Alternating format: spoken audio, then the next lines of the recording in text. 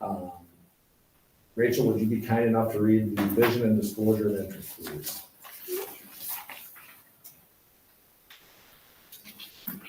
The mission of the Red Wing Public Schools is to educate and inspire all students as they realize their full potential and become respectful, responsible, and productive citizens.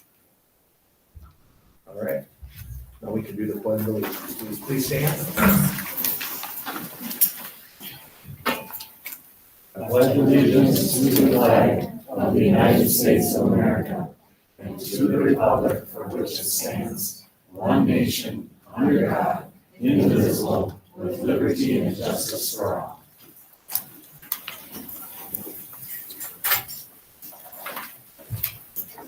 May I start just real quickly? And I'm going to use these two chairs here.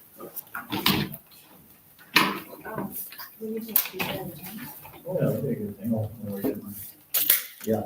All right. Do you have a motion or you got a? Do I have a motion to approve the agenda?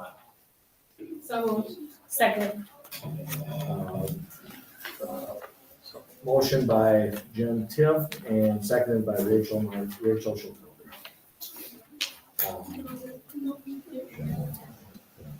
All those in favor of the agenda, say aye. Aye. All those opposed? Motion carries.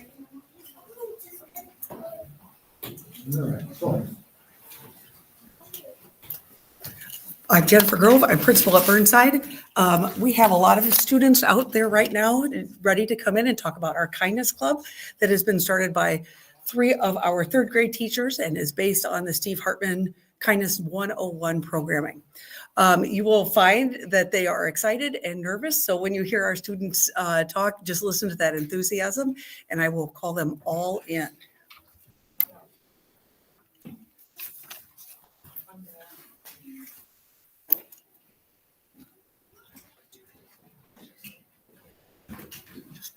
Yep, okay, that's fine, and just kind of stack them up the best we can. Okay. Yeah, come down. Ms. Steinberg and Ms. Travis. My name is Neil LaHammer. I am a 3rd grade teacher at Burnside. I'm one of the teachers who helps out with the Kindness Club. I'm Bree Strandberg. I am one of the teachers that helps out with Kindness Club, and I am also a 3rd grade teacher. Russ Elvers, another 3rd grade teacher with the Kindness Club. And we're going to introduce, are you guys going to say your thing first? Oh, yeah.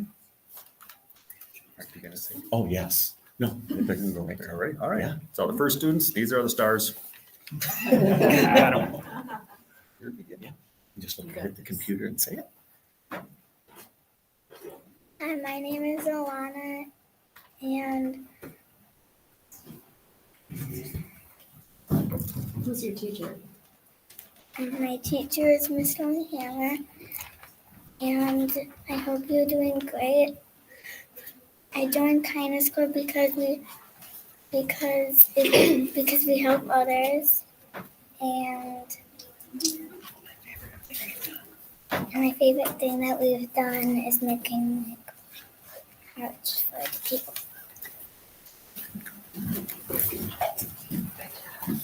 Hello, my name is Azalea Erickson. My teacher is Miss Hammer. We do lots of projects. I love Kindness Club because I like spreading kindness. I hope after this year's kids are inspired to be kind. My favorite part of what we have done is help the homeless shelter. Thank you. I'm Julie. It's really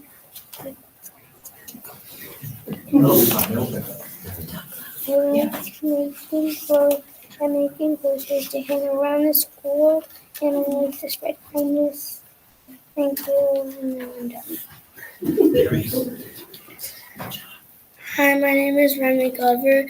I joined Kindness Club because it makes me happy. My favorite thing that Kindness Club has done is the snack drive, and I'm looking forward to helping other people. Hi, my name is Beatrice Travel, and I'm in 3rd grade. I am in the Kindness Club. We do lots of projects to help our community, My favorite thing what we've done is the fall cards. I love Kindness Club because I get to be kind and do fun stuff. I hope you have a nice day.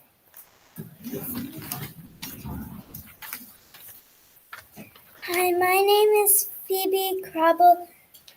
My favorite part about Kindness Club is that we help the homeless. I'm looking forward to the food drive. Thank you. Hi, my name is Catherine O'Connell. I joined Kindness Club because of my grandma. I want to spread kindness, and my favorite thing about Kindness Club is helping people. My favorite thing we have done so far is the food drive. Thank you for having us. My name is Nolan Pelody. We do lots of projects to help people around the community of Red Wing. My favorite thing that we've done is making and putting up kindness signs throughout the school. I love Kindness Club because being kind is easy. I joined because I thought it would be fun.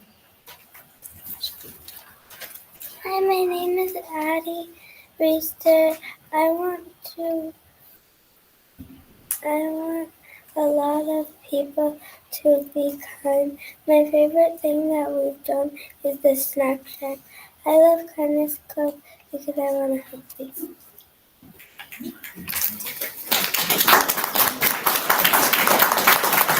And then a couple of other things we've done, you've kind of heard them, but maybe a little quietly. They raised brought in a bunch of mittens. They asked the students to bring in. They've made posters.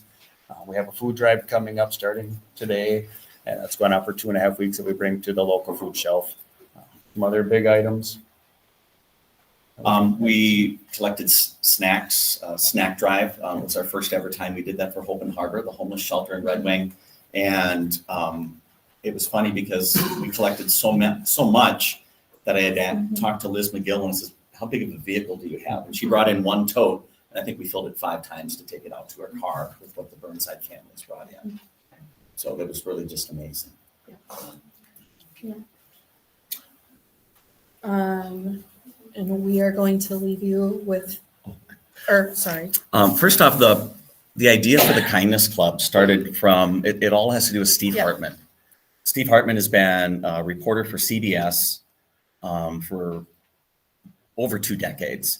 And if you watch the CBS News, his story is always the last one on Friday. So it's the last story that airs because it's always an optimistic, it takes a look at a positive spin of something going on in the world.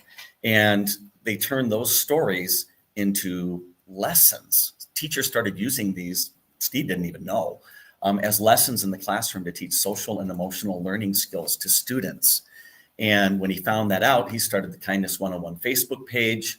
It got us connected with educators all across the United States. A little over 3 years ago when I started, they had 4,000 to 5,000 followers, and now it's up to 70,000.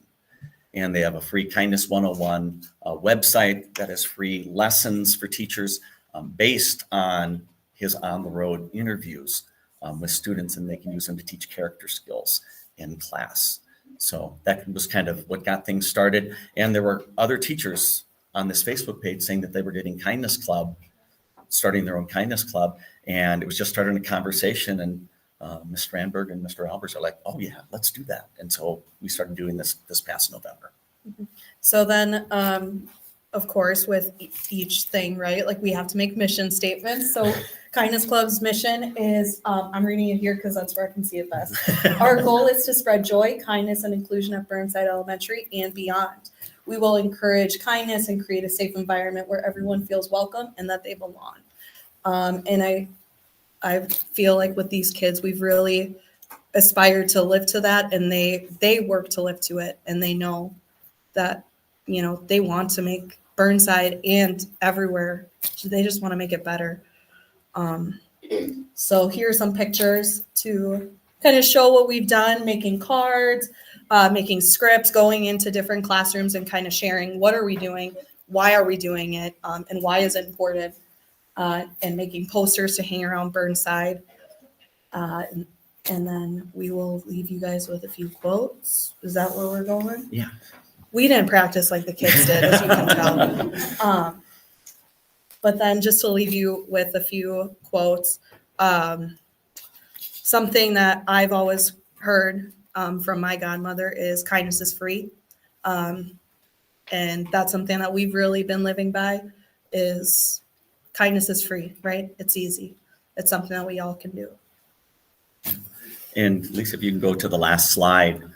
The last slide. Oh, I don't know if it's from today's. Oh. Slides. Here, I'll pull it up. Okay. One of the on the road videos with Steve Hartman involved a character by the name of Secret Santa who would go around, seen the video, passing out $100 bills anonymously to people on the street. And it's been going on. Millions have been given away over the decade they've been doing this. And the one Secret Santa has passed on, but someone else has picked up the baton and has carried it. And it says kindness is a bridge between all people. And so if you're ever down and you want to lift yourself up, go do something kind for someone else. Should we give the big kindness cheer? The kind. It's school. It's the rule at Burnside School. Thank you for Thank having you. us. Yes. 50 with the food drive, did that go out on the newsletter at all, or where's that being advertised? That was in the Burnside newsletter Okay. this past week. And we are getting that out on our Burnside social media Yep. accounts, Instagram, Instagram and Facebook. Yep. And we have a little classroom competition and grade Yeah. level competition going on to have a little fun with that. All right, thank you very much. You're Yeah. welcome. Thank you. Oh, Okay, well, maybe we'll need to hold it here, it seems like. Okay.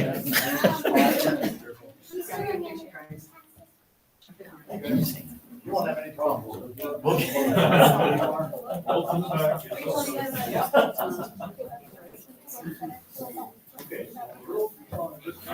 Right up in front of us here. Everybody in.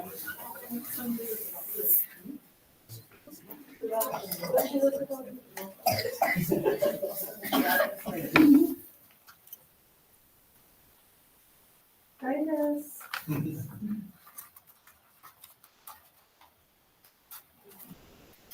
I would say another one of the skills that kids are working on is they have to work on their presentation skills because they have gone class to class and had to speak up and say what we needed to get. So it's just one of those great skills that we get to generalize in that moment. So. Teachers could sign up to have them hand deliver the flyers that were going home for the Hope and Harbor. And then they gave a presentation and then handed the teacher the flyers. Very good. Well, thank you, everybody. This is good. Good job, everybody. I know one is not real, but she's not always.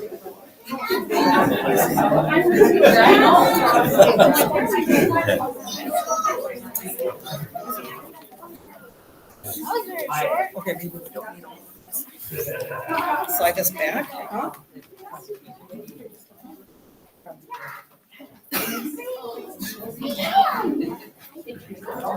you did a good job. Good job. Good job. You did a good job.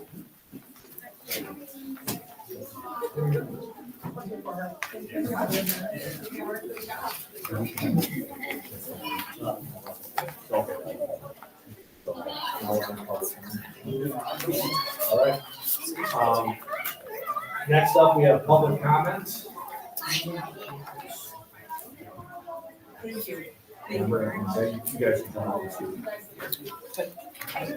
You're going first. For public comment.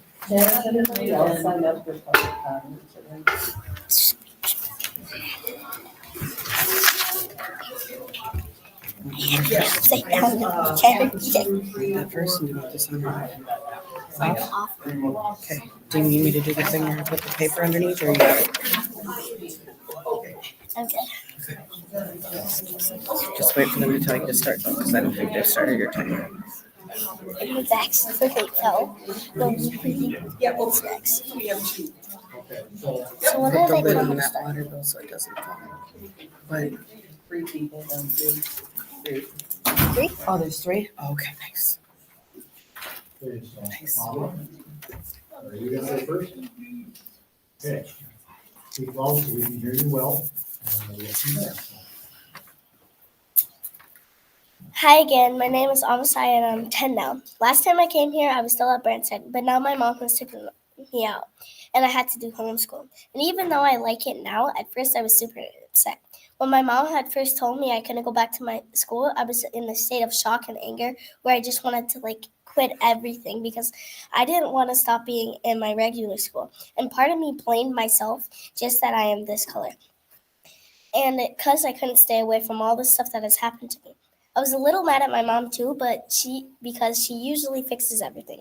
And when she started to talk to them about it, it had gotten worse for me at my school instead of better. And it shocked me. And I'm still mad at people who knew this and that this was happening and didn't do anything about it.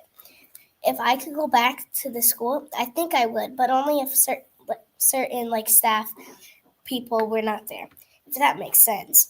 But when I had stopped going to school, my biggest problem wasn't mean to kids. It was grown-ups and how they were treating me and making me to feel.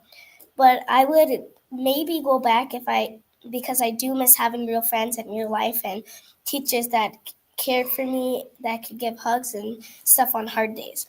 The first time that I had to hit a kid, I was afraid because what he had kept on saying would get worse. I cried about it, and I didn't want to have to do it again. But a while later, I had to do it again. And that time I cried too. A lot of people tell me I'm strong and brave for speaking about these things, but I'd rather be soft and quiet. I don't want to have to speak out or hip but I'm not the slurs that they call me. I ask myself, do they want to own me? Because they call me these things at the same times. So what other choice do I have? My mom always says nothing ever changes if nothing changes. And nothing has changed other than me being forced to go home from school. I want the school to change so this don't happen to any other kids. My little sister is 6 years old and she will go to Burnside. She's darker than me. And that worries me for her safety and for her loving herself. And I've seen plenty of other kids like me get treated the same. One thing people should know is that bad things happen to the kids that are brown, but it happens to the kids that aren't brown too. The kids just have to be a little different. It's like you guys don't like anyone who is unique. I asked you guys to help me fix it, and it's like you guys aren't trying at all. Nothing is better yet. I'm still on a computer every day having to do schoolwork, and I still hear the things they said to me inside my head, and I try to get it out, but then sometimes it gets louder. The only thing that is better for you guys is that it's just better for you guys because now you guys don't have me going there anymore. And I think that's all they wanted. I know that I'm smaller than you guys, but I know my heart is bigger. And I'm smart enough to know what you guys are doing, ignoring what they did. Have a good Black History Month, everybody. Thank you. Thank you all. Very well, very clearly.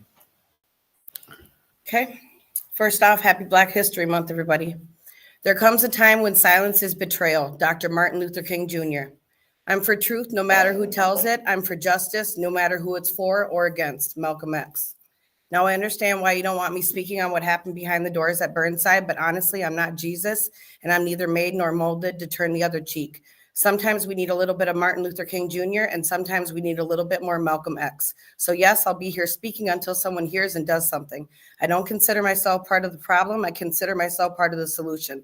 And instead of focusing on my approach of how I choose to defend my children, my fiance, friends, and anyone else falling through the cracks in this country, we should direct our attention towards the action that started it instead of the reaction that defended and stood their ground. Freedom of speech is the very First Amendment for a reason, and I would like to believe that we all believe in that, and not just for ourselves, but for everybody. I wholeheartedly believe to my core that silence is violence, silence is compliance, and silence is complicity. I know you guys will get sick of hearing from me, but if more people would be willing to be out there, boots on the ground, fighting for change and using their voice, I wouldn't have to be so loud using mine. It's much easier to focus on the main one screaming than the hundreds that aren't even speaking. So yeah, I get that and I understand that. And still, I'm basically here trying to tell you guys that I'm not your enemy.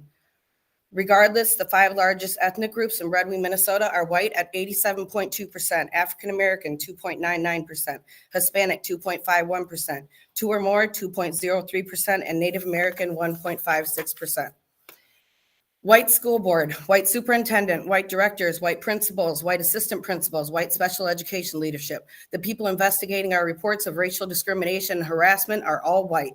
White security guards, white psychologists, white teachers save for one, white teaching assistants, school clerks, librarians, lunch ladies, and even janitors.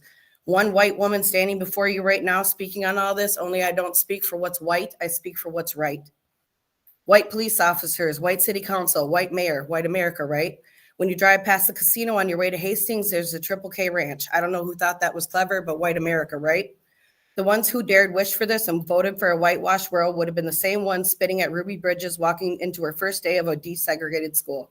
The ones who voted for profits over people are the same types dumping flour on the heads of people brave enough to participate in the sit-ins. The ones that celebrate the policies that are being passed right now are the same ones that would have celebrated when Emmett Till's murderers were found not guilty.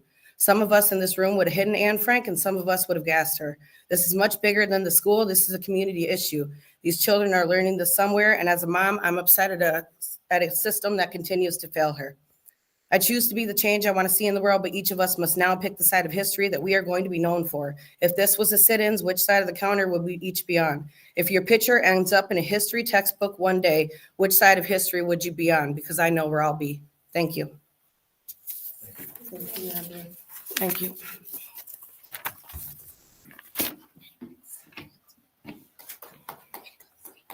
Thank you.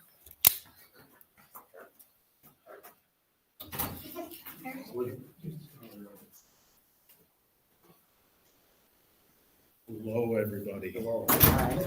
I am Trey Moore. I've been Black Student Union advisor for the past year and a half.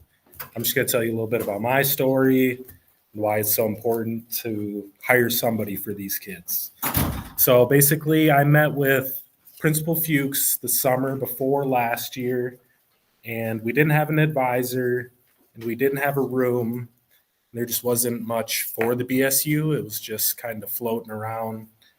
And he was working on a grant as well as finding us a room. And it took over a year for both of those to happen. So I think that was just kind of a miscommunication. So it wasn't until the end of last year that we kind of found out that the reason the grant was denied was 2 sentences were submitted to Rise Up. So I just don't think that's excusable. You know what I mean? So I'm going to complain about that. But I've done all volunteer work so far, and I put in a lot of time. Over once a week, I'm at the school, if not 2-3 times, doing things for the students. And I've never once complained. I love doing it, but I think it's important that the kids know that they have support behind them, and they're Red Wings willing to pay somebody to be there and do that position for them. So I think that's why it's so important, because these kids have worked really hard and they've done a lot of hard work.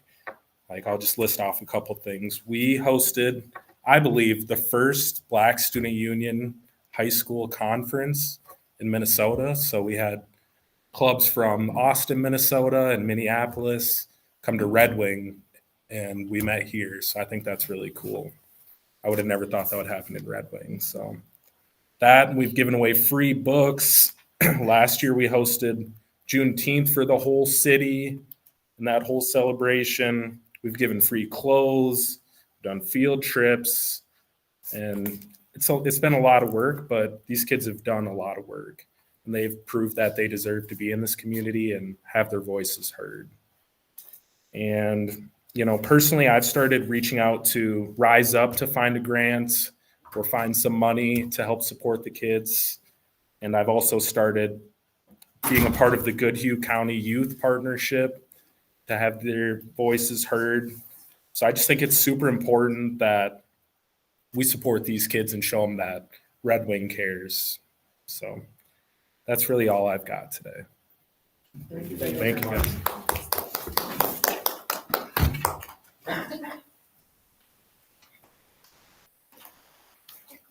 Is that it for public comment? Anyone else? That's it?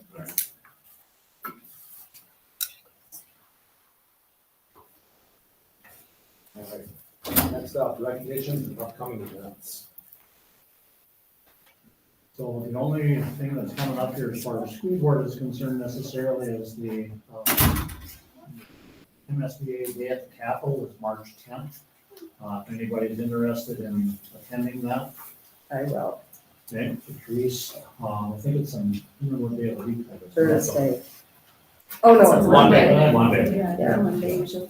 Yeah, so, if you're interested, then I'll note that and we'll get going on that. One other thing, just going forward, Prairie Island, the council is available on Thursday, April 17th at either 9:30 or 11 a.m. So, we'd like to be able to set a time for that and then we can determine who's gonna actually attend, at a later time. But anybody got any preference on that? Or were they 9:30 and 11? Yeah, so they're both in the morning. I thought we discussed here in our commission members that didn't go the first time. That was kind of the intent, but it's kind of being I'm good with either one. I'll take the morning. I guess 9:30 would probably. 9:30 seem okay? So if that's the case, we'll look at getting that set for 9:30 on 7th. And I would like to go to that one.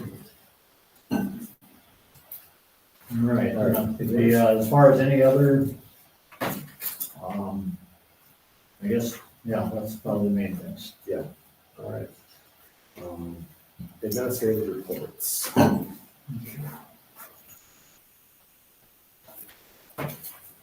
So on the administrative reports, there's always lots of things that are going on. So out at Cobble, they're doing preschool registration. They've only got a limited number of spots out there, and we usually end up with more demand than we have spaces for that. So they're also doing early childhood screenings, so things that are going on there. Sunnyside, they had a visit from Sustainable Safari. They learned about lots of different kinds of animals, and they were able to pet some of those.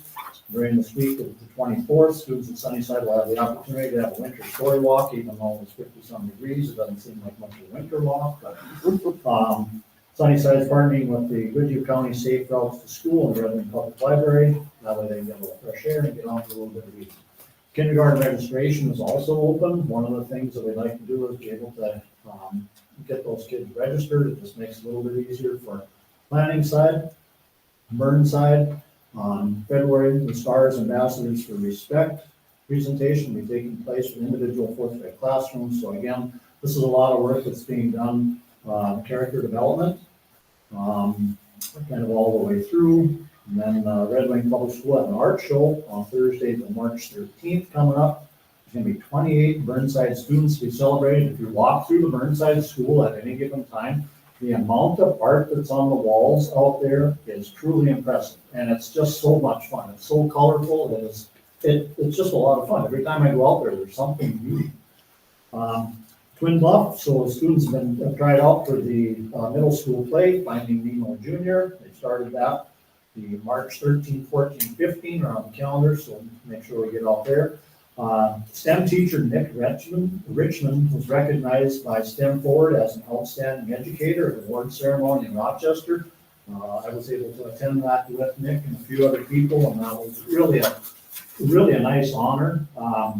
Like Mr. Bierman had said, I thought I had the only one, and there are just a lot of great STEM educators that are out there. Fifth grade students got the live performance of the Magic School Bus at the Sheldon. And that sounds like that really went really very well. High school, month has been busy in the last couple of weeks with events. This past month, BSU hosted the first more of the Black Student Union Symposium that Trey had just talked about here. Snow Week, that was all last week. And a lot of professional development was done there. We ended up hearing from our students from BSU. They spoke to our high school staff, and that was very much appreciated. We also had some staff development on artificial intelligence, and there's a lot of stuff that's going on around that. Tower View, they ended a conference here just recently for alternative programming. Came back with some ideas on how they can improve that. Activities, spring sports registration is already beginning, even though we're just wrapping up the winter sports, because the playoffs are just around the corner. They also Started the first round, we've got football coach interviews, so we're getting to work on that. There's some maintenance that has to be done in the pool area. And then as far as communication, Emily Angel and Maria Olson started as interns this week. And it's always nice to see those kids come in. They're working with Ann Robertson on some things there. And the concert choir's performance at the Minnesota Music Educator Association conference was done very, very well, extremely well received. And if you have the opportunity of the composing of the part that was commissioned, Steadfast Beating is available out there as well. Community Ed, we're getting going on summer programming, nursing services, you can see a few things there, but for the most part, those are some of the things that we are busy with throughout the district. There is always a lot going on.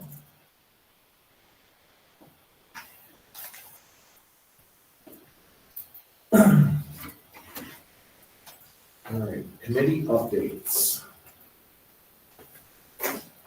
Right now, I don't know if we got any committee updates necessarily. I mean, there's some things we got to get going with negotiations. There's some things there I talked with Ms. Tiff a little bit about the other day. Jeremy, I got to touch base with you on that. Some stuff there, but otherwise, we'll give a little bit of an update on Jefferson a little later on.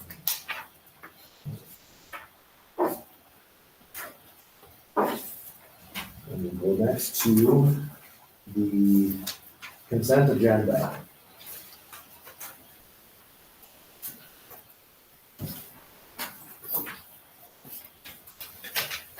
I'll make a motion to approve the consent agenda as presented. I'll second. Motion made by Ms. Tiff and seconded by Ms. Schoenfelder.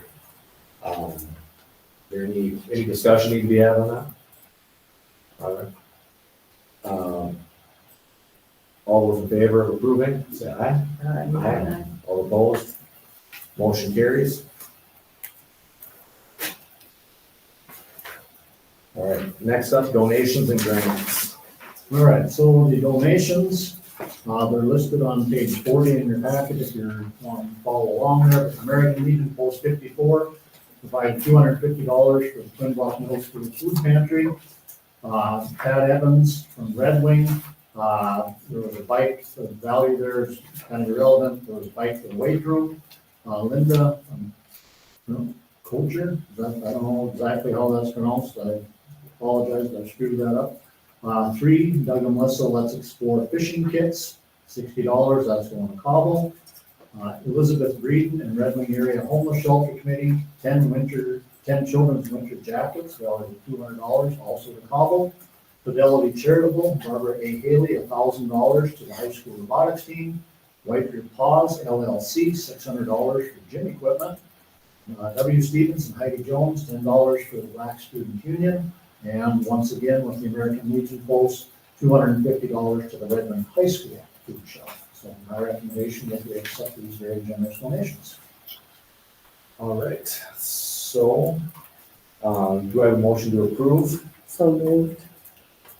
A motion approved by Bruce Jornstead. I will second that. And this will be a roll call vote. Therese, how do you? Aye. Jeremy? All right. Rachel? Aye. Jennifer? Aye. And I vote aye as well. Motion carries 5-0. All right, next up, superintendent report. So my superintendent report, for the most part, just touches on each of the items that we have as far as business items. So I think we can just go over those business items and carry forward from there. So first up on the business items will be the resolution of non-concurrence. Justin, are you ready?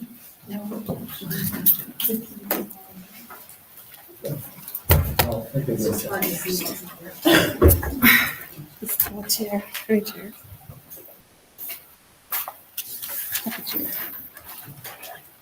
Justin's always nervous. I'm always nervous. I can speak in front of a group full of kids, but I don't know. Yeah.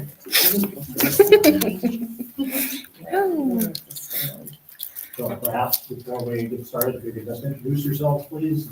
Yes, of course. Well, thank you all for a little bit of your time today to go over this. It's good to meet new school board members.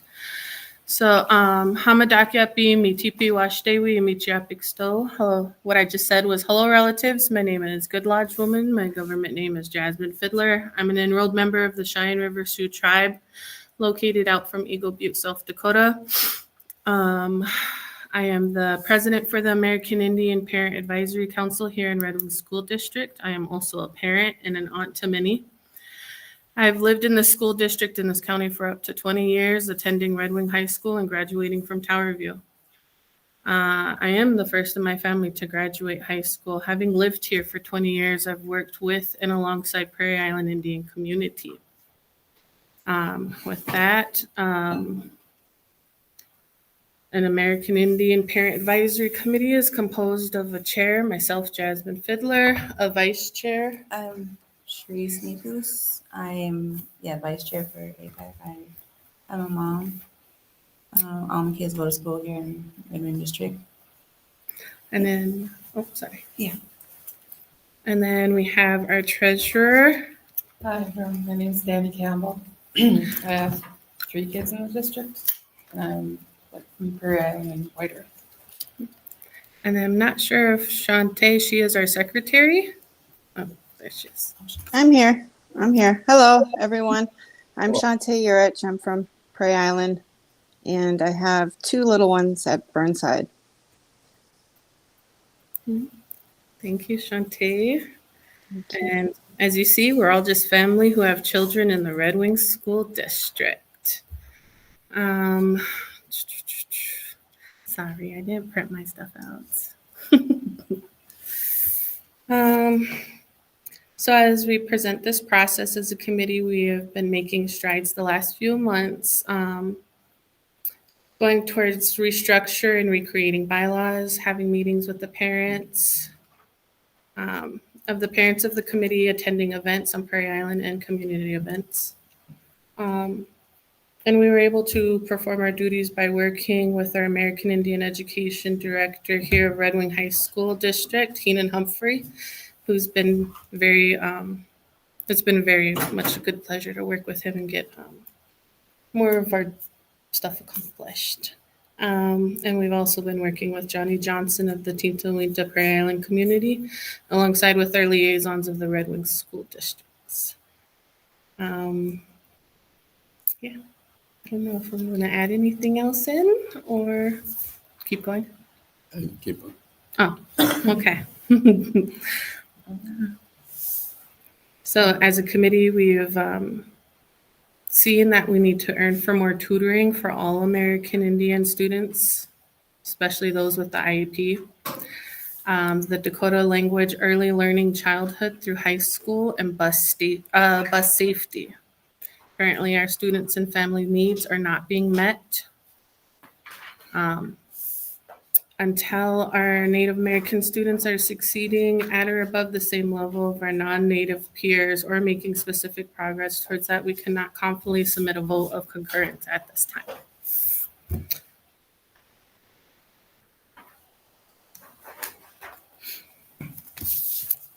Okay, here.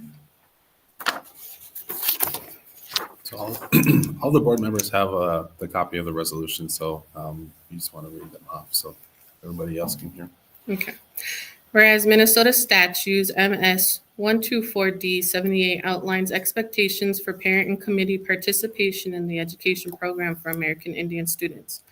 Whereas per MS 124D78 subdivision 2 in a letter to the school board dated February 24, 2025, the Native American Parent Committee issued a resolution of non-concurrence with the educational programming for American Indian children, as well as the following recommendations. Immediately add dedicated staff, Native American education liaisons.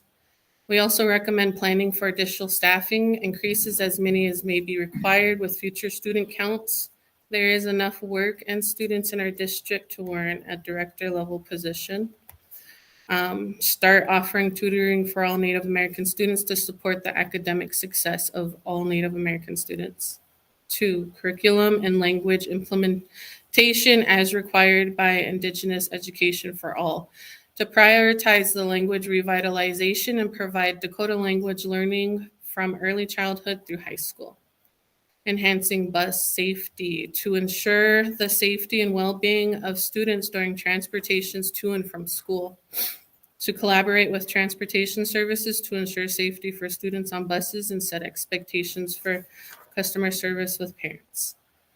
4, Red Wing School District American Indian Parent Advisory Council, or as our transition was the American Indian Parent Council, would like all students' educational assessments data disaggregated by ethnicity and made available to us all on a yearly basis. For example, trend graduation rates, trend discipline data, trend special education data, trend math and reading assessments, and trend MCA data. Do I finish the rest of this? Whereas per MS 124D78 subdivision 2, the school board must respond in writing within 60 days in cases of non-concurrence to each recommendation made by the parent committee and the state its reasons for not implementing the recommendations. So that's not to say that we aren't making marked progress, because we are. Obviously, I'm here because of the resolutions that were presented previously. And we have a great working relationship where we're trying to come up with solutions to be able to close achievement gaps, because it's been roughly 15-16% from American Indian students to non-Native students for the last handful of years now. And we need to start figuring out solutions on how we can start closing that gap, because there is a need for more tutoring services specifically. And that's something that I know, Bob, we've had conversations with Johnny as well, and Jasmine was a part of those conversations. So it's wonderful to see the progress that we're making. We just want to keep making those steps. So as required for this, we do need to have some signatures submitted to the state. So Ryan, Bob, and Jasmine will sign off acknowledging that vote was put forth to the school board. And then at the April regular school board meeting, that's when the school board will present the resolutions. Yeah. Can I ask a question about any of these? Is this? Yeah. Or, Sure. Okay. I was interested in hearing about the bus safety. Has there been a greater incidence of safety concerns with you guys compared to the general public on the buses? Safety concerns. I'm just curious if that came up for a specific reason. or- Just specifically Prairie Island bus, the bus that goes to drop off the, I guess, high school, yeah, middle school, elementary, it has been pretty just bullying and just, I don't know if it's just the kids, not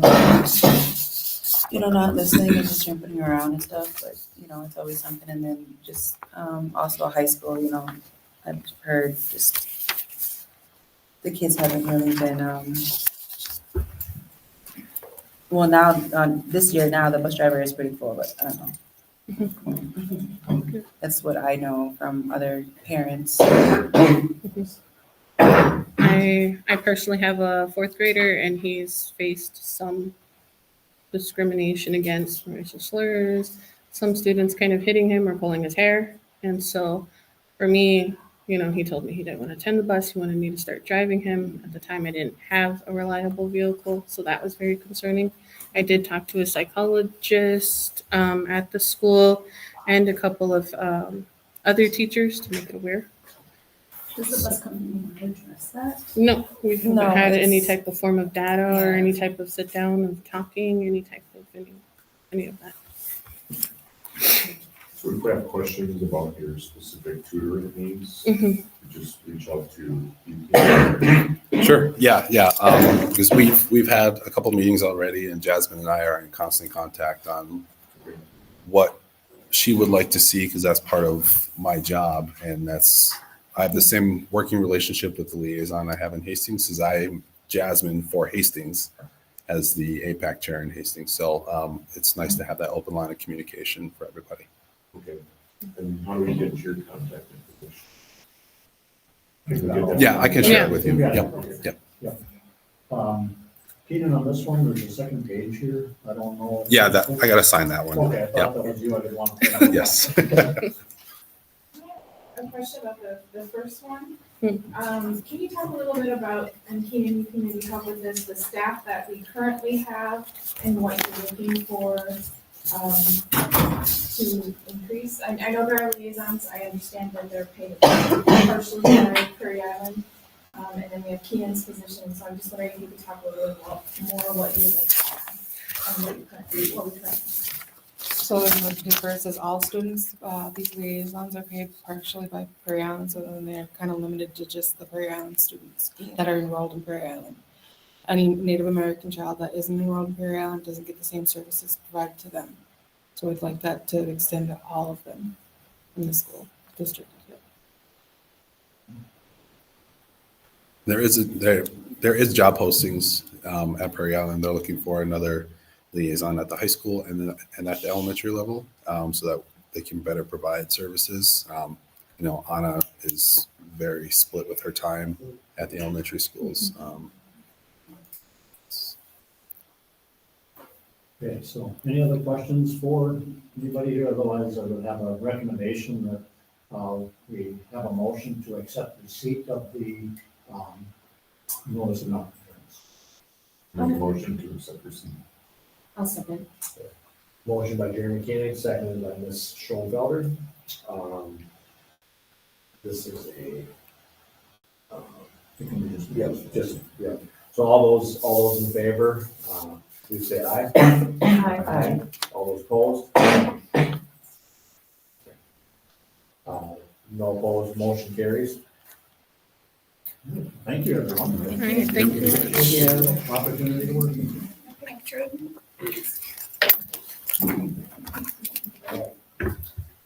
Next up, we have teacher seniority list.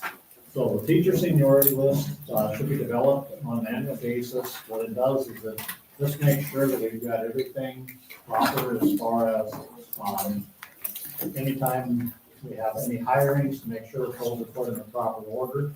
That way, in the event that we had to make any reductions in licensed staff, that would be the list and the order that we would follow.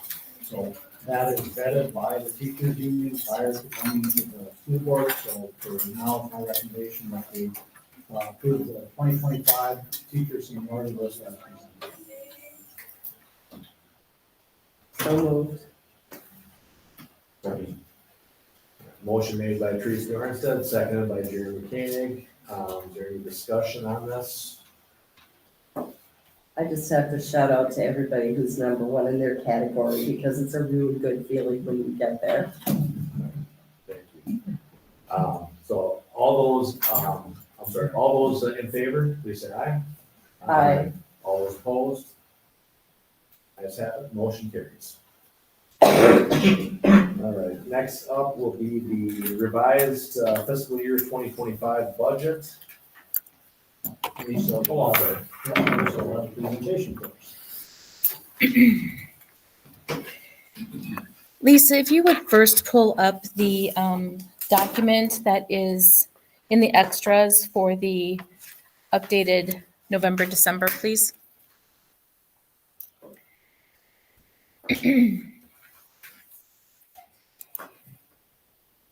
2 weeks ago, we had a workshop, and during the workshop, some information was presented on as a finance update, and I wanted to bring it back in this meeting briefly, just to be able to share the fact that the headers of those November and December numbers have been updated. And particularly what I'm referring to is, if you can make that a little bigger, Lisa, that'd be great. So previously, I think of the documentation from the workshop had November of 2025, when it really should have been fiscal year 25 November. Okay, so just to be clear, the numbers haven't been changed, just the headers needed modification. And it was a matter of how I entered it onto the Excel, and it created a different heading than I anticipated. So when we do these on a regular basis, you will be seeing 3-year comparative, the current year as well as the 2 previous years, and it would be through the month that we're talking about, in this case, November, and then again in December. You have 2 sets of numbers there. For every year, it's the same time period up to that point in time of the year, but it's 3 different fiscal years, okay? So at that time, what was also asked for was, can we see what this looks like at the end of a finished year and see that comparison? So Lisa, if you would pull up now the historical document, and again, these are all in the extras within the board packet or board, the uploaded data. And the one that is actually stating the historical is difficult to see on the print form, I agree. So if you could make this big and just kind of allow us maybe just to see the top line there. So make it big enough so that we can see the general, if you could, Lisa. Thank you. So on the, it'll list each of the different funds, okay? But you will see 3 fiscal years that are complete, audited, all done. And so what we're comparing there is fiscal year 22, fiscal year 23, and fiscal year 24. This is all revenues budget compared to all revenues actual, and all expenditures budget compared to all expenditures actual. And you can see the percentages of what percentage of the budget were the actuals. So for instance, in fiscal year 22, general fund revenues were 99% of the budgeted amount, okay? Whereas the expenditures were 97% of the budgeted amount. As you go across for fiscal year 23, that percentage is 97% of the budget for revenue and 99% on the expenditure side. Whereas in fiscal year 24, the most recently audited data, it's 100% of the budget amount for revenues and 97% on the expenditures. There's rounding involved as well, so just know that, okay? So I wanted to point out that this is available. I will try and keep this updated. Once an audit is complete, then we'll revise that for the 3 comparison of the 3 years most recently completed. So you can see that on an annual basis. And if you'd like to see something different than that, please just let me know. So that was what we had presented as far as a finance update in the last meeting. And I say this now as part of our revised budget because all of that kind of plays into this.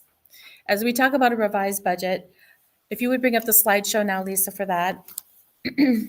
Our revised budget needs to have certain things take place before we begin talking revision. It is for the current school year that we are revising the budget, but you want to make sure that your audit for the previous year is complete so you know your beginning fund balances for 25 because they're going to be your ending audited fund balances for 24, the year before, okay? So you want that done. The other thing you want to make sure you have a handle on is your enrollment. What happened with enrollment compared to what you had planned for in the adopted budget compared to where you're at now in the revision. So we want those things to be complete and in place for us so that we can then build upon those assumptions and those facts in revising the current year budget. So if we go to the next slide, our agenda for this section will just be to cover that revised budget, the changes that were made, the assumptions that are included for enrollment particularly, and the recommendation. Lisa, could you go to the next slide? So included in here, like I say, we're going to show the impacts of our audited previous final fund balances because that's our starting point for our revision. Our adjustments for any final allocations of our federal grants, because oftentimes there's dollars that might be carrying over and adjusting then your current year's allocations that are available to us. And our assumptions for enrollment and what that means to our revenues, as well as then you take a look at your expenditure assumptions. Sometimes there's some things that may have changed, whether it's a collective bargaining agreement that's been settled since you adopted the budget, or maybe it's a change in rates of insurance or expenditures that you had planned a certain percentage and now all of a sudden something's changed about that. A good example of that this time around, at this moment, is the closure of the on-site clinic and the change over to Kavira. That changed some of our numbers, right? So that's one of the things that was taken into consideration when revising this budget. Next slide, please. So we're going to start with the general fund, food service, and community education fund. I have them all on the same page because those are what we call the operating funds. And so as we take a look at the operating funds here, you will see the same format. We are comparing the sum of your adopted budget for 25, which is what the board approved back in June. And how then is that compared to the current revised proposed budget that's before you tonight, and shown in the second column over, with any increase or decrease then showing in the far right-hand side of that column. First thing to notice is your fund balance beginning has changed for all three of those funds when you compare the adopted to the revised. So that's the one thing that we talked about we would want to make sure we have included. So that is a fact that we're just carrying into this and noting. Our revenues and our expenditures then are listed in total for both the adopted as well as the revised, and then showing you the comparison, what happened with that in the proposed revised budget. So for instance, on the general fund, the revenue is recommended to be increased by $379,345. In a few slides, I'll talk about how come and why, right? The expenditures, however, are only being asked to be increased by $79,345. The end result of that is that your net change in the adopted budget, we anticipated spending down the fund balance by $125,000. With this revised budget, we're looking at actually adding to that fund balance by $175,000, a change of $300,000. And again, I'll talk about why in a moment. Food service, similar format, similar reasons. You start out with a change in your fund balance, and then you look at your revenues and your expenditures, and community education, the same there. Again, I'm going to talk about the reasons why for each of these funds in just a little bit. Are there any questions about the format or the presentation of that information? All right, let's move to the next slide then, Lisa. So these are the rest of the funds. These are not the operating funds, but these are the other funds that we have, that we keep track of things separately. Debt service is one of them. And you'll see that there's a change in fund balance, but there's no recommended changes for revenues or expenditures there. So that what was approved in the adopted is what we're recommending to be continuing for the revised. Custodial fund. Custodial fund is a terminology that is really more, it's in the finance world probably more than anything, but what it means for us is that these are funds that we receive.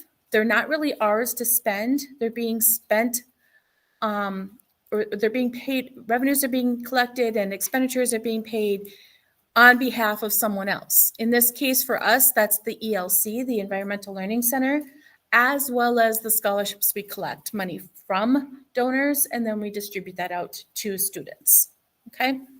Or their schools are going to. So those funds are kept separate in a custodial fund, and we don't include them in the operating funds that you were just seeing, right? They're separated.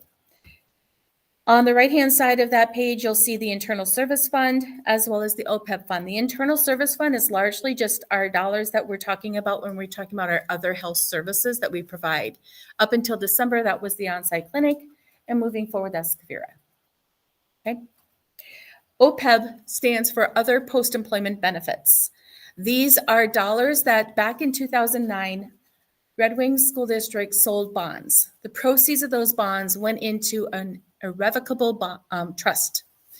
That irrevocable trust is at Wells Fargo, and state statute allows that we are able to invest those funds more aggressively than you are able to on the general fund type dollars. Okay, so they're in a separate fund all by themselves, and from year to year, the only thing that's coming out of there is what we draw out of there.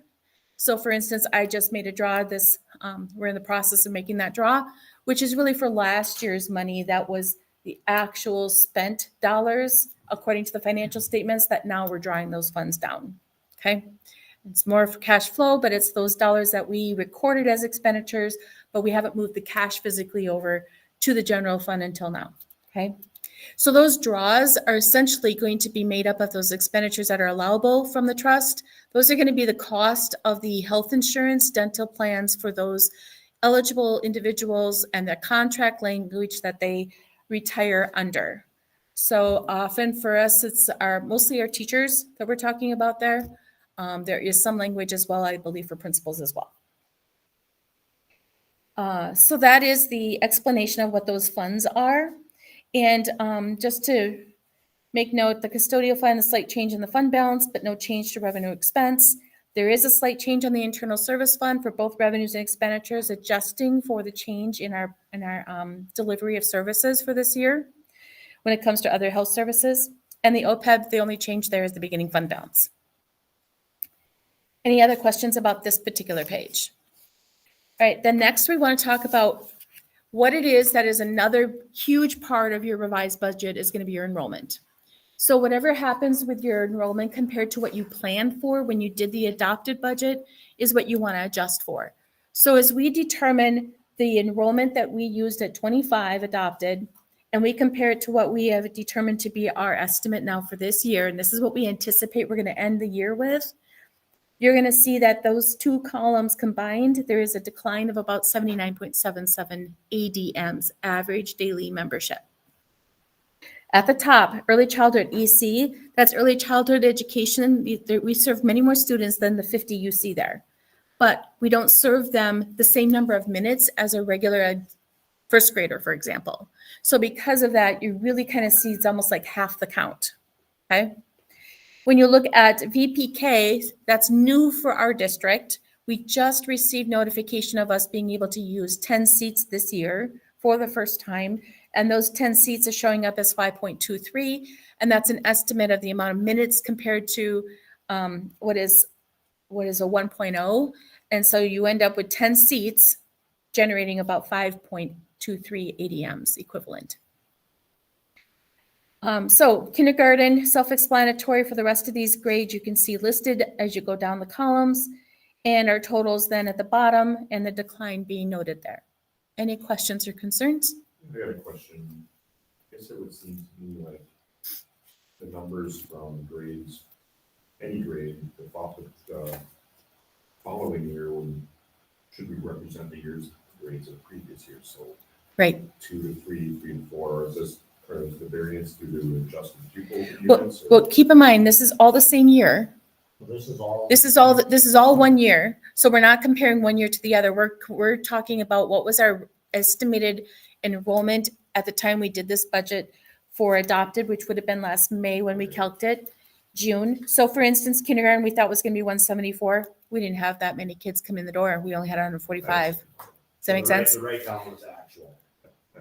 It's what we're estimating Yeah, so at the end of the year. That varies because throughout the year, we have kids that come in and out. I mean, today we enrolled 3 new students, so Yep. those end up getting added. Yeah, so for this purpose, it's not the shift as you were just talking about, Jeremy, but rather the same grade level, you just look straight across, okay? All right, so then with that assumption, what I do is I take these numbers, I put them back into what we call a what if or a revenue projection model, and it generates the calculation that MDE is using for the various different aid components that there are that come up in total our revenues. Some of that is based on levy, and when our levy dollars that you approve it in December, it doesn't actually come to you until like 2 years later. And when that does come to you and the numbers are different now, you're going to see adjustments being made, right? So there's a cycle for the levy, and that's pretty well set in stone at this point in time for us. It was approved back before.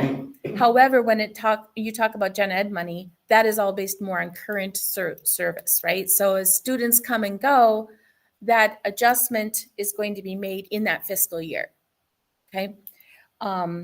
This is not necessarily going to generate much difference when it comes to federal funds, because oftentimes federal funds, grants and such, they're based on allocations that have already been identified. We do see changes to federal funds in our revenues as a result of dollars that were not spent in the previous year that are allowed to carry over, and then they get added into the allocation for the current year. And so we might be adjusting some of our budgets for that reason, and we have been.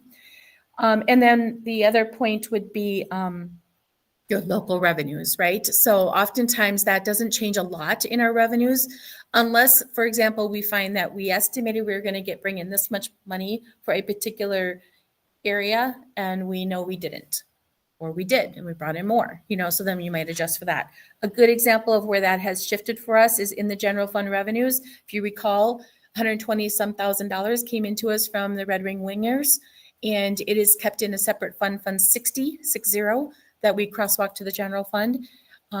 It just flows in there, but we keep track of it separate over here, and that's included in that total amount. But there's an example where throughout the year, didn't know about it at adopted, now we have it in revision.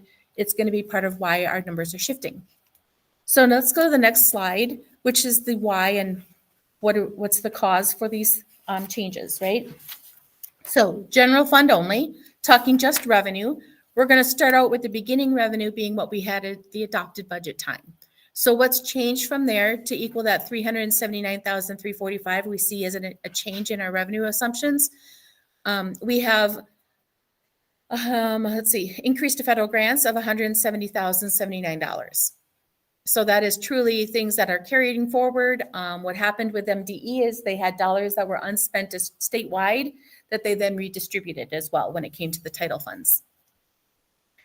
Additionally, then we have an increase for a special ed aids net of our general education aid loss. So this is a little bit of a combo for me. I didn't give you different lines for everything. This is more, we did the calculation. We had a decrease of almost 80 kids in ADMs from our projected amounts at adopted timeframe. So you would expect then you're going to have less general ed aid calculating, right? However, in this case, because we also had the finalization of the 24 expenditures in special ed, that generated a recalc at the state level of how much special ed aid are we going to receive in this year, because it's based upon the previous year's final. That increased for us. So we had a bit of an offset there for us, thankfully. And so we do actually not see as much of a decline in our revenues, but rather we see that slight increase overall of $87,106, okay? And then the last line was the creation of the athletics activity support student activity accounts, that $122,000 I mentioned earlier. So you see that as an adjustment and the reasons why on the revenue side for the general fund. If you go down next to the expenditure group, you'll see general fund still, we're starting out with the adopted beginning balance there for expenditures, adopted budget for expenditures. And we're increasing it for the federal grants at $168,836. We are adjusting down, meaning we are decreasing our expenditures for an adjustment of line item budget assumptions, net with carryover funds. I'm going to come back to that in a moment. And then you see the creation of the athletics activities support student activity accounts. So the revenue we brought in, there's a possibility we'll spend all that. There's also a possibility that it could be carried over and we won't spend as much, but that's going to be a budget to actual difference when we get to the audit. Okay, so let's go back to this one about the expenditures and the adjustment for line item budget assumptions net of carryover funds. We do have some carryover funds that we are bringing in here, mostly the revenues that were collected by our school sites and particularly some departments that we want to be able to then offer that back to those departments and school sites so that they can use that in their budget for this year. That's a carryover example. That is not something we've done typically in the past, but we're trying to kind of slide into this smoothly and see about doing that moving forward, maybe shifting a bit of the approach that people take towards their budgets as we go from into the future.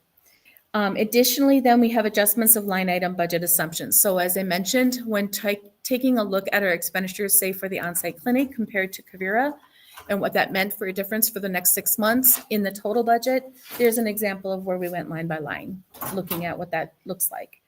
Other areas is really kind of taking a look at what's our total budget for personnel. Where are we at so far in what we've spent? And if you project forward the same expenditure you've got so far this year, what's it going to look like when you get all the payrolls done and anticipate what that looks like? And compare that to the budget we've got in place. That's where I believe we're in a position where we can reduce that budget by about 300,000 at this point in time safely and still feel confident that we're going to be somewhere in that budget frame. But we won't, because we have a lot of positions that weren't filled, bottom line. And when they're not filled, you think, well, okay, there's going to be subs in place, right? And that's going to be the additional cost. But we had enough budget there to cover what I project forward for the end of the year for the subs. So that's where I think we can squeeze this budget down a little bit here this year in the revision process and reduce those expenditures. Okay. So that's a pretty detailed look at the general fund. That's usually where we spend most of our time when talking about budgets. That is where we result in a net increase to the fund balance projected at 175,000. When it comes to food service, which is the next slide, Lisa, food and nutrition adjustments included the carryover of our supply chain assistance funds. These are funds that were given to us during the pandemic period, and there's just a little over 19,000 that we're carrying forward and that we're wrapping up this year. A few line item expenditures that were adjusted there by Jess, because she went through literally line by line in her budget to see what was projected and where she's going to land. So she had some adjustments there. When it comes to community education funds, you're not finding a whole lot of adjustments there. There's some minimal ones on the expenditure side only, mostly because of my calculation of the impact of the change in the health services, moving to Quivira instead. So there's a little bit of reduction there. Otherwise, Dawn really felt strongly that for her budget when doing a revision, so much is dependent upon the participation of families and the programming that is offered, and that it's best to spend your time at the beginning when you're adopting that budget and trying to kind of catch that where your programming is scheduled. You're not changing things typically significantly throughout the year. And so then it's a matter of let's just ride the course here and see how then the audit comes out in the end with regard to those programs. If there were something that was a significant change, that's your opportunity to adjust. And she's saying there is nothing like that this year. Okay. So that takes you through the operating funds. I won't go through the rest of them because there wasn't much change in those revenues and expenditures, mostly just beginning fund balances. And the last page of the slide of this is the recommendation. It is asked that the Board of Education approve the fiscal year 25 revised budget. And what this page is showing you is each fund, total revenues, what that budget would look like for revision, and total expenditures, and the projected change in the fund balance. Thank you. Thank you, Lisa. All right. So I make a recommendation that we approve the updated FY 25 budget as presented. I will make that motion to approve the revised budget. Motion by Jen Tiff. Do I have a second? I'll second. Seconded by Teresa Bjornstad. Do we have any discussion on this before we vote? All right. All those in favor of approving the budget? Say aye. Aye. All those opposed? Ayes have it. Motion carries. Thank you. Thanks. Thank you, Lisa. All right, next up is the 3-year policy review. So on these, we discussed these in the workshop, so these are MSBA updates, so there's 6 different policies there that just for review on a 3-year schedule. So my recommendation that we approve policies 522, 619, 623, 707, 802, and 908. I move to approve the policies 522, 619, 623, 707, 802, and 908 with the recommended revisions as presented. You sound like an auction here.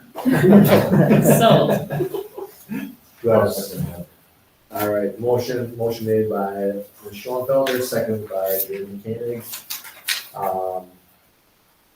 Any discussion on that? All those in favor? Aye. All those opposed? Motion carries. All right, school board compensation. So with the school board compensation, you can see the schedule that was there for 21 through 24. During the workshop, there was some discussion involved there. One of the recommendations that kind of came out of that was that the vice chair compensation be increased to match that of the clerk. And then there was some additional discussion about changing the amount for the negotiations meeting from $30 to $50.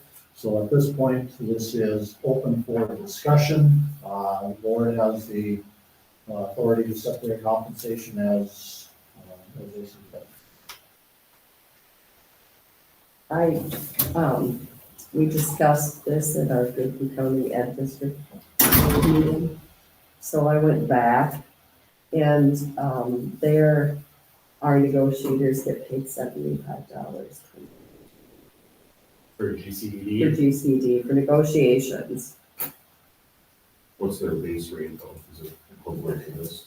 No, we get paid a lot less than we do here. So I guess that would That would be a definite offset. an offset, so. I think in the, I can't remember the workshop or the previous meeting, we had, I think it was brought up that we leave the positions relatively the same with the exception of vice chair and clerk getting paid the same, and then bumping that up to $50 per meeting. Is that? That's what I recall for. That's what I recall from what that was. I'm gonna make that recommendation that we go with that. We stick with, so that would be, should I lay this out? So the vice chair would be bumped up to the same as the clerk, which is $5,100. And the negotiation meeting would be $50 a meeting. Is that your motion? So, I'm sorry, that is my motion. I would second that. All right. Motion made by Ryan Reister, seconded by Rachel Schoenfelder. Any more discussion on that? All those in favor? Aye. All opposed? Motion carries. All right. Next up, BSU advisor. So for the Black Student Union, the discussion that was had back at the workshop was make that a paid position to bring that forward. We heard from Trey here a little bit earlier. So right now, all of our extracurriculars or advisorships, all those things are part of the teacher contract. If we change BSU to make that a paid position, then we would have to end up with a memorandum of understanding with the union until that ends up getting rectified through regular contract negotiations. I sat down with Mr. Hartman. We went through all of we wanted to find pieces that were comparable for the amount of time relative to the other pieces. So right now, if this is kind of the will of the board, my recommendation at this point would be that we direct the negotiations committee to sit down, review those to make sure that we're kind of in the same range of things, and then bring that recommendation forward for board meeting in March. That way we could have a full discussion on it on the workshop and go from there. So that is. Could we have an MOU ready to go to vote on in March? That can certainly be a component of it. Can we pay Trey retroactively for the year after we come to that decision? That For is this the board's determination that could be done. Should that be part of the negotiation discussion? Probably, should be. I like the idea of meeting as a negotiations team and having a recommendation, a plan as to, how much the pay should be, whether that's retroactive, how we can get that happening with the MOU as soon as possible. That would be great, and have it ready to be put into action if the board approves in March. I think that way, we eliminate any unintended consequences, we make sure that we're doing this in a fair manner, and then go from there. So right now, there wouldn't have to be any kind of board action taken on this, other than to direct the negotiations committee to get this taken care of. So are there union implications that we have to be concerned with? Nope. No, there shouldn't be. I mean, again, we keep the union involved because that's where that would end up being placed ultimately. And as far as the job description, would that occur as part of the negotiations meetings? So we put together, Mr. Hartman and Trey, they sat down and they put together a list of duties, some of those things. So we do have that already taken care of. So that's something that they would look at through the negotiations. Yes. I think I asked, I know we have a list of all the other kind of clubs that have the paid advisors. I'd also like to see a list of the clubs with unpaid advisors, just in comparison to see how that all. So Mr. Hartman put that together for me today and we'll have that available at the workshop. So with the sense, we'll bring this back up at the workshop in hopes of having it vote ready. Yep, For the business meeting. March business meeting. Okay. So there's no other action that needs to happen on that, so with no other discussion, we'll move on to the next one. Okay. Was it that one? All right, number 7, Jefferson Building. So on Jefferson, right now, we're still waiting. The city was supposed to have they were gonna have a retreat, I believe, and that this was gonna be something that they were gonna discuss. The goal here is to make sure that we've got something definitive, one way or the other, in April, to be able to determine, we're gonna put this thing up for sale, what our it's gonna end up looking like. So right now, we'll be looking at, kind of having that RFP ready and available for action in April. So that way, we can finally get moving. So right now, there really isn't anything else to report.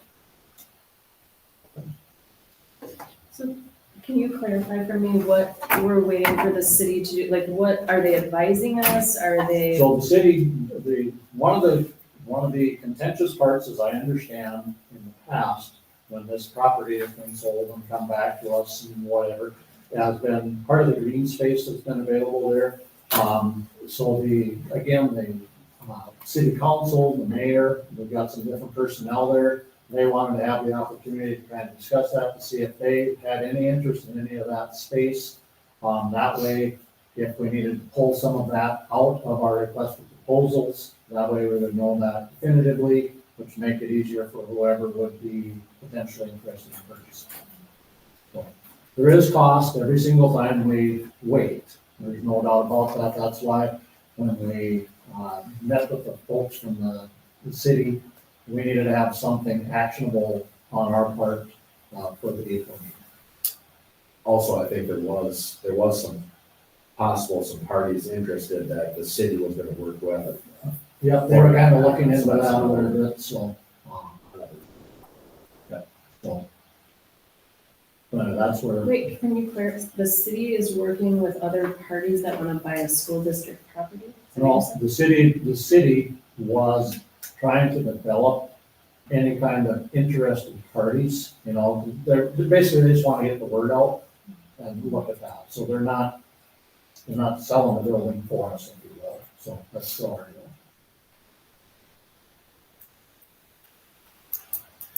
So the green space, because that's a neighborhood park and hangout spot for kids. Well, that's what it is right now, but that would have to be the responsibility of the city. Right. And that's not our. They're not so excited about taking that over. So That's that's why one of they. the reasons we're giving them time. Right. To be able to determine, talk to the people that take care of the parks, to be able to determine, is this something that's possible for them to do? Right. And would they be able to take that piece of it over if we sold the rest of it to someone else or not? And then also, at the meeting, it was nice to hear them talk about, having ideas, brainstorming ideas on people that might be interested in this space. So I think it's a good idea to let them have that time to talk to other people in the community and spread the word for us. But regardless, we want to have something actionable in place, ready to roll in April. Because every month we hang on to this, it's more dollars out of our pocket. if anyone else has a brainstorm about what to do with it, please let us know. I mean, is there some way, you're essentially saying the city's gonna like advertise it for us, is there some way we can advertise it for us? You know, Well, again, once we, again, it seems like it's been forever, because it kind of has been forever. Another month is basically all we're looking for, then we'll be able to get all this compiled, put together, we're gonna know exactly which pieces of the property, if not all, will end up going with the building, et cetera. And a request for the, from the, what was it, the economic development, they're the ones that said, by doing so, that's gonna give people the best idea as far as what they're actually gonna get with the property, what can they do with it, what can they make work. So are we working with the real estate agency or? No, so we don't work with a real estate agency on that, what we would do is basically, we would put out a request for proposal or a bid for any individuals who wish to bid on that, and then we can move forward, the board would have decision-making authority. We don't actually work with the realtor per se.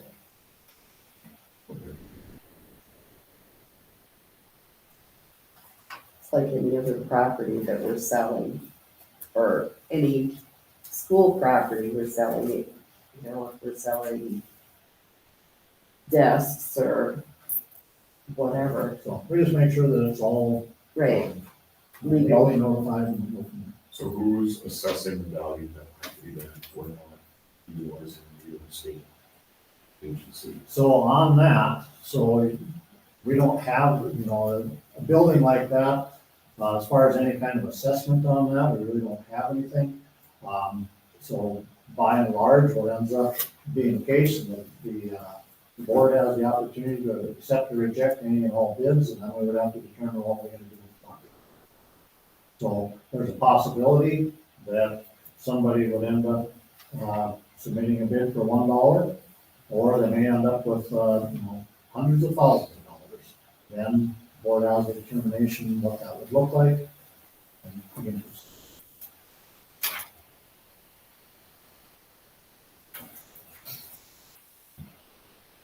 And this is typical of what would happen in any school district, in any town, in any building that they would want to sell. Yep, this is a pretty, again, kind of a standard procedure. just the time frame just kind of sits poorly The time with frame, me, yeah. like just again, it keeps getting kicked and kicked, Now and we're we're- waiting for the city, and then it gets kicked to another Now city. now we're close. Yep, now we're. I'm gonna live in a world where good things come to those who wait. All right, upcoming meetings and future topics. So,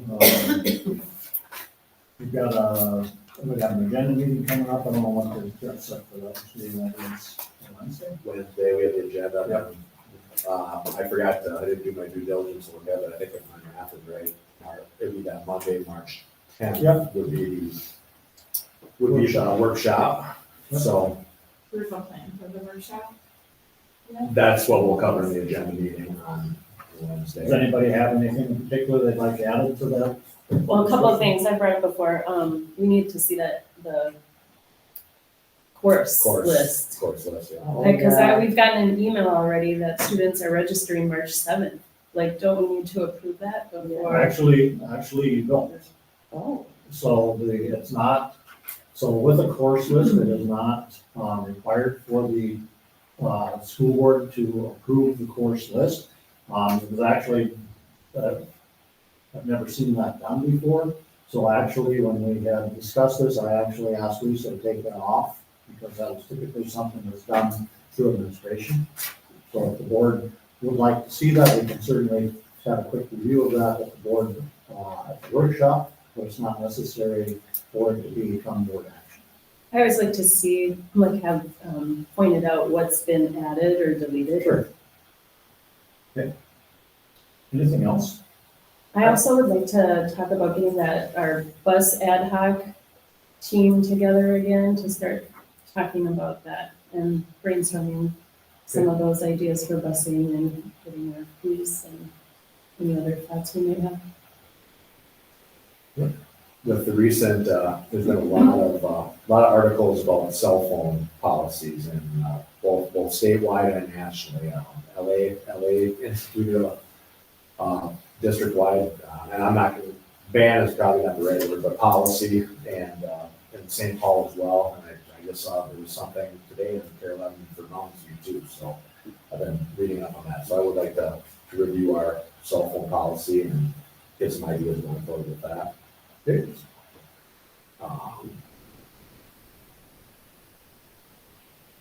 Do we need to start talking about, is it appropriate for us to be talking about where we're going with our budget for next year? Yep.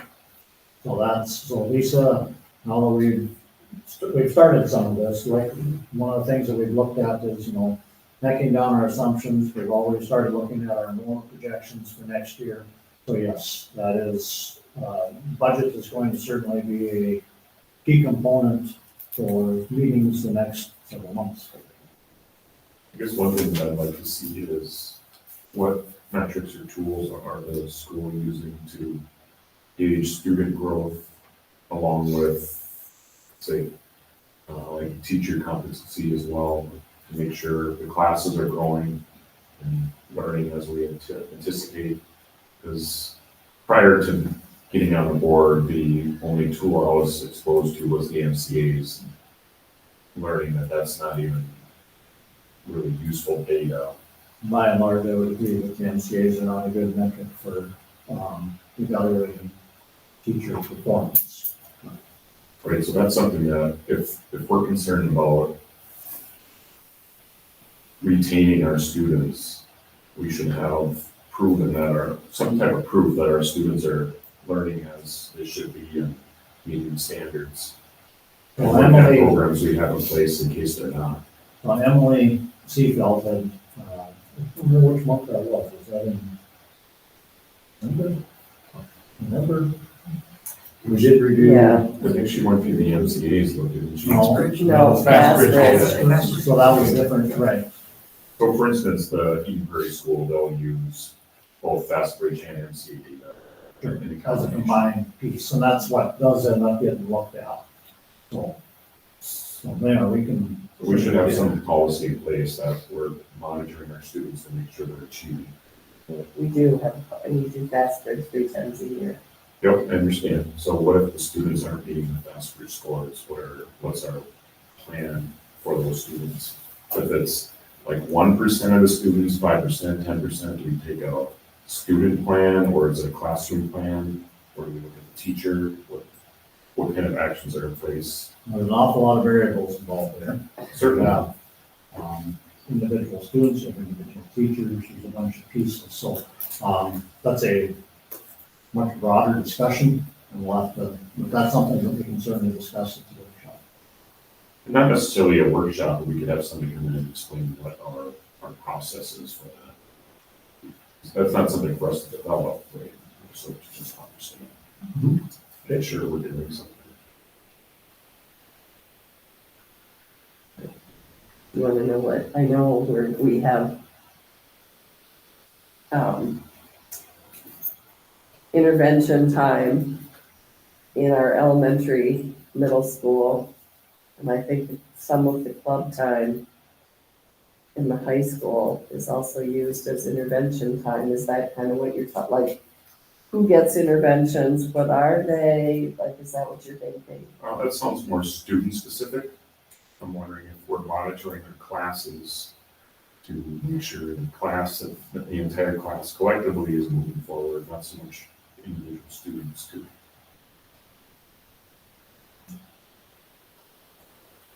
How does that data get reported, when? So basically, you gotta be careful, you're kind of getting off into the weeds here a little bit, because the school board's job is not to evaluate. The only person you guys are to evaluate is me. Okay, after that, then it's my job to see to it that the layers that are all beneath those are being taken care of. So that's certainly a good idea that we have an understanding of what that process looks like. And we gotta be careful that we're not delving into a point where the school board is making decisions on this teacher or that teacher or this program. Oh, that's not what I'm asking. I'm asking, do we have a plan or process for our teachers? I'm not saying we need to judge these things as what is our process for doing so. Okay, so you're looking for more an informational side. Sir, yes, yeah. I'm not trying to direct any of that at all. I'm just, Sure. I would hope to see that we have a plan to make sure we're monitoring the progress of students and teachers. I think this might clarify a little bit more. So when, let's just say, when the Republican Eagle goes around and they have their, math, science. The MCA scores. That's all MCA. Yep.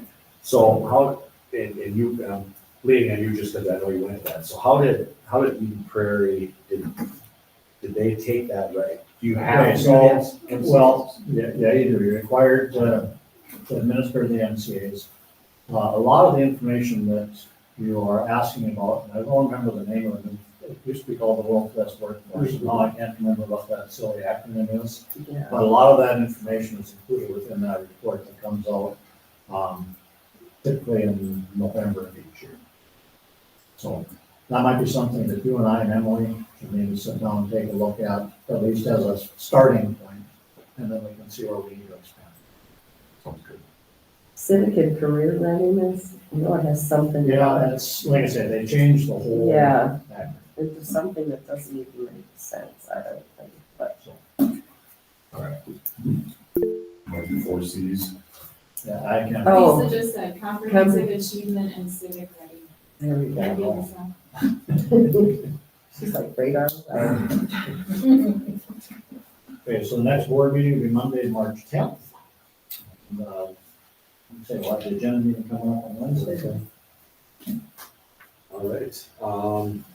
With that, if there's no more future topics or information to be brought up, we have a motion to adjourn. So, Motion by Ms. Schoenfelder. I will second that. All those in favor? Aye. All opposed? Meeting adjourned. We need to sign these are for the students who are here. Black and real ones.